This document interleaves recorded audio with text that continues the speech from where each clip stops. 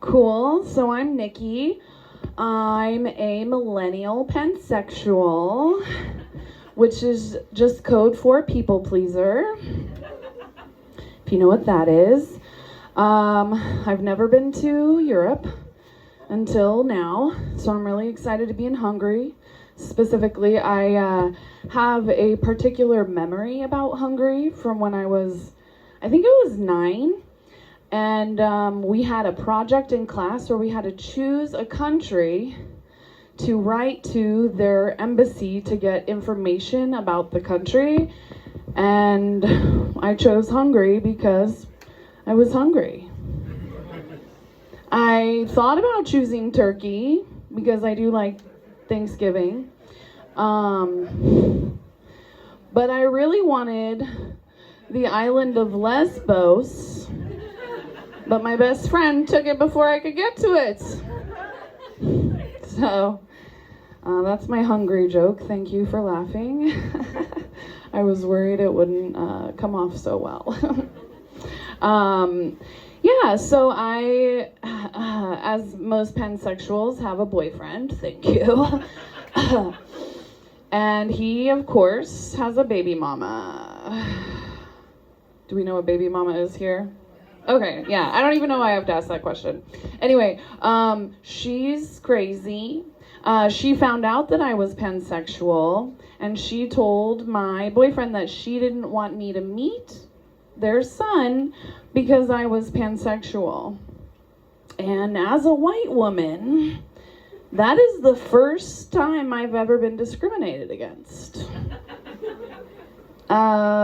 Which I'm okay with because now I'm like really a part of the club, you know what I mean? So here we are. She's really dramatic. The last time they got into a fight, she actually cited multiple jokes of mine. Like she came at him with my jokes. Cause she watched like my YouTube channel, okay? I have like jokes on YouTube. And I was just shocked because I haven't done comedy in over a year and I'm still making an impact on people's lives. So that felt really good.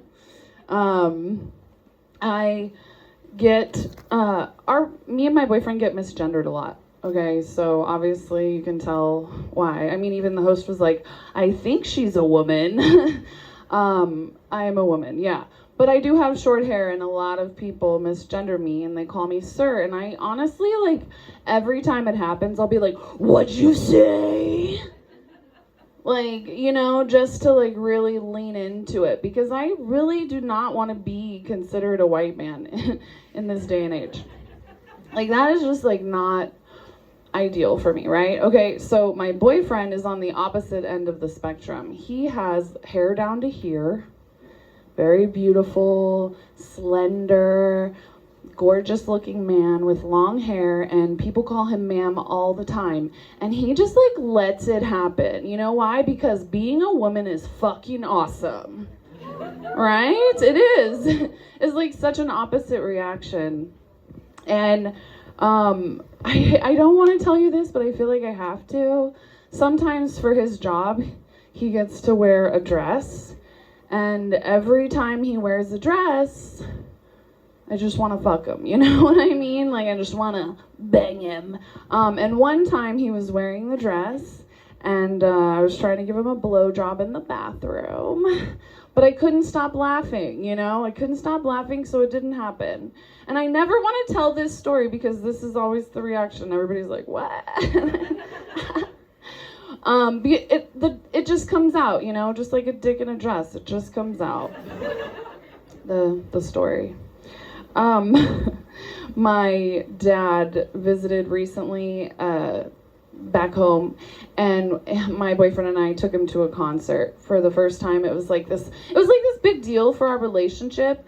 It was like a big test, to be honest, for our relationship. I saw into the future because my dad was belligerent. He was wasted. He was so drunk. He was rubbing a tattooed bald man security guy's head like a fucking child. And that's when I realized this is what it would be like to raise a child with my boyfriend. That's when I realized, and we succeed. We raised that child. We got through the night, and my dad did not get in trouble. Okay, we killed it together as a team. But I also realized that, like, I don't want to raise another dad.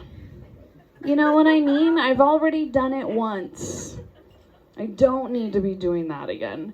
In fact, I'd like to pay somebody to fucking babysit my dad. You know, like, call him a daddy. Like, I need a daddy sitter. Do we have any daddy sitters out there? I'll fly you out. I swear to God. Just somebody daddy sit my... Okay.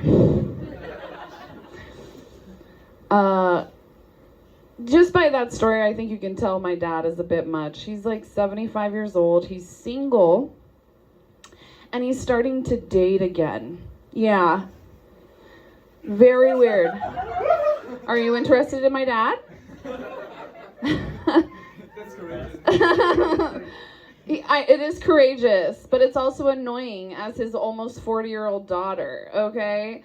Here's why. I'm concerned for my father. I'm concerned about he hasn't dated in like 40 years. He doesn't know the lingo of dating.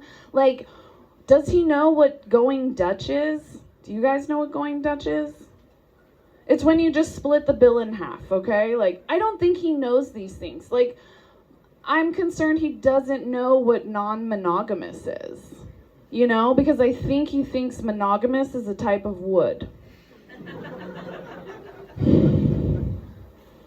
And I'm really, really worried that if he gets ghosted, he's just gonna think they're dead. You know? I know. It's a scary world out there for dating. And in fact, this dude, my dad, literally had the audacity to ask me about dating apps. Has anybody here ever had to talk to their 75-year-old father about dating apps? Raise your hand. Let's have a conversation. I need help.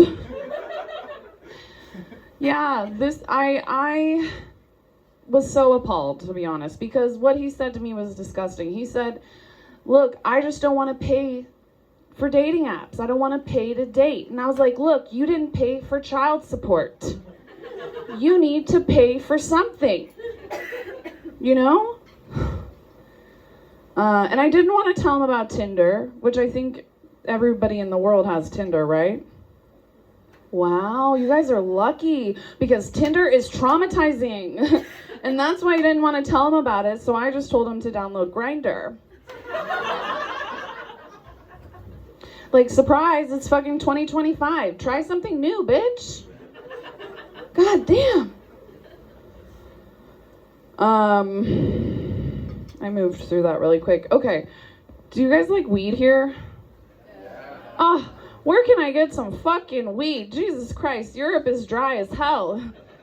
What the fuck is that? It's drier than a goddamn lady's old pussy. You know what I mean? Like, that's... No? Okay. Whatever.